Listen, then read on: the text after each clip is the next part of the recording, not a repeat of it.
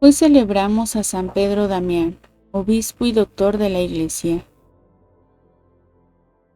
Cada 21 de febrero, la Iglesia Universal celebra a San Pedro Damián, doctor de la Iglesia. Inicialmente, vivió como monje benedictino, pero, sensible a las necesidades de su tiempo, aceptó ser ordenado obispo y luego creado cardenal. Pedro Damián realizó una importantísima contribución a la renovación eclesial del siglo XI, que tuvo en la Reforma Gregoriana su momento cumbre. Oración y discernimiento. San Pedro Damián fue un hombre de profunda oración y recogimiento. Precisamente por ello, supo distinguir muy bien aquellas cosas que son esenciales para alcanzar la perfección de la caridad y aquellas que no lo son. En otras palabras, el impulso reformista que lo caracterizó a lo largo de su vida brotaba de una vida interior auténtica, del trato asiduo con Dios y con su propio interior. Ese santo era muy consciente de que para seguir a Cristo hay que formar y fortalecer el alma, en particular la mente. Así lo expresa bellamente él mismo: que la esperanza te levante ese gozo, que la caridad encienda tu fervor.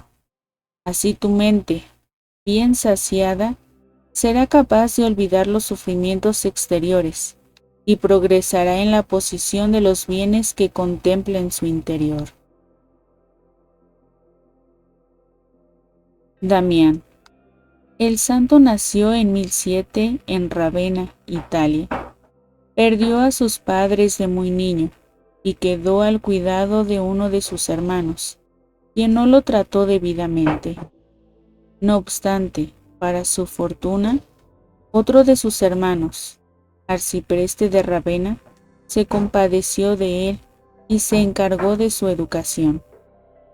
A su lado, Pedro se sentía como un hijo, por eso decidió tomar su nombre, Damián. Conforme Pedro iba creciendo, iría mostrando una inclinación cada vez mayor a la oración, a las vigilias de meditación y al ayuno, y al mismo tiempo a ser generoso con quienes Dios más ama. El santo compartía sus alimentos con quienes padecían hambre, a quienes solía acoger en su casa y servirles.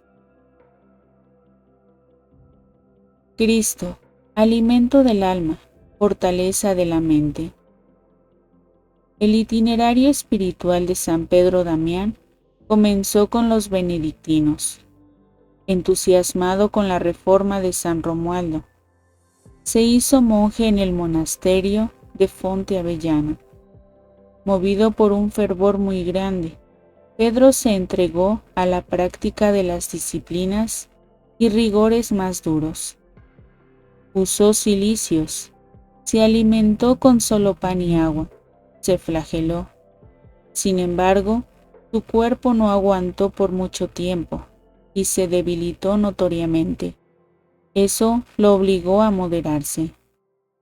El monje comprendió así que por sí mismas estas prácticas no garantizan la virtud y que en la mayoría de los casos, ser paciente puede ser la mejor penitencia. Con más razón en medio de las penas de esta vida que Dios permite para leccionarnos. Reformador de la vida monástica. A la muerte del abad del monasterio de Fonteavellana, Pedro asumió la dirección como prior. Su deseo de fortalecer y mejorar la vida de los monjes se concretó en reformas que dieron buenos resultados. Fundó otras 5 comunidades más de ermitaños benedictinos, mientras animaba a los monjes a buscar siempre el espíritu de silencio, la caridad y humildad. De aquellas reformas son hijos Santo Domingo Loricato y San Juan de Lodi, discípulos suyos. Contra una iglesia que se acomoda al mundo. En 1057, Pedro Damián fue creado cardenal y obispo de Ostia, renunciando a lo que más le agradaba, su vida en silencio y soledad. Su buen nombre se hizo conocido por todos y aumentó considerablemente el contacto que ya tenía con la curia romana e incluso con el Papa. Escribió numerosas cartas criticando la simonía, la compra de bienes espirituales como si fuesen bienes materiales, lo que incluía cargos eclesiásticos, realización de sacramentos, sacramentales, el comercio de reliquias y promesas de oración. Escribió el llamado Libro Gomorriano, título alusivo a la ciudad veterotestamentaria de Gomorra, y habló fuerte contra de las costumbres impuras de su tiempo. De igual manera, escribió en torno a los deberes de los clérigos y los monjes, a quienes recomendaba la disciplina espiritual más que los ayunos prolongados. Responsables del futuro de la Iglesia. Es imposible restaurar la disciplina una vez que ésta decae. Si nosotros, por negligencia, dejamos caer en desuso las reglas, las generaciones futuras no podrán volver a la primitiva observancia. Guardémonos de incurrir en semejante culpa y transmitamos fielmente a nuestros sucesores el legado de nuestros predecesores. Escribió con agudeza el santo, preocupado por esa responsabilidad que tenemos con las generaciones futuras de cristianos. Se suele hacer énfasis en la conciencia rigurosa de San Pedro Damián, y como se ve, no sin razón. Sin embargo, tal rigurosidad no es un facilismo exagerado o un recurso dramático. En tiempos de crisis, como los suyos o como los nuestros, es cuando mejor se percibe el mal y cuando quizás se entiende mejor cuán necesario es tratar el pecador con indulgencia y bondad, pero siempre con la verdad. San Pedro Damián tuvo en ese sentido un poco de todas esas cosas, cuando la prudencia y caridad lo requerían.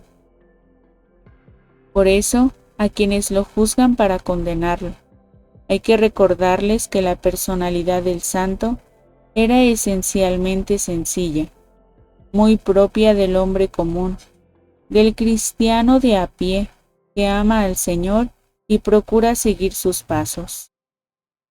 Un dato curioso: en sus ratos libres, Pedro acostumbraba a hacer cucharas de madera y otros utensilios para sus hermanos en la fe.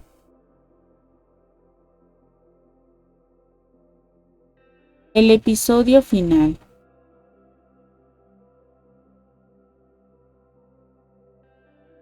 El Papa Alejandro II envió a San Pedro Damián a resolver un problema a Ravenna, donde el arzobispo se había declarado en franca rebeldía y había incurrido en excomunión.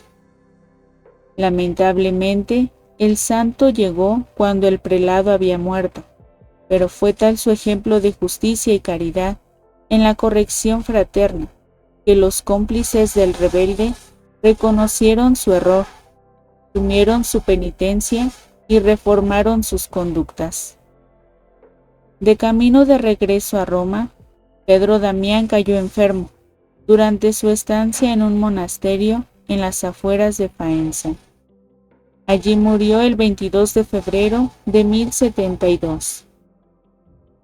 Dante Alighieri, autor de la Divina Comedia, en el canto 21 del Paraíso, coloca a San Pedro Damián en el cielo de Saturno, destinado a los elevados espíritus contemplativos. Fue declarado doctor de la Iglesia en 1828 por el Papa León XII.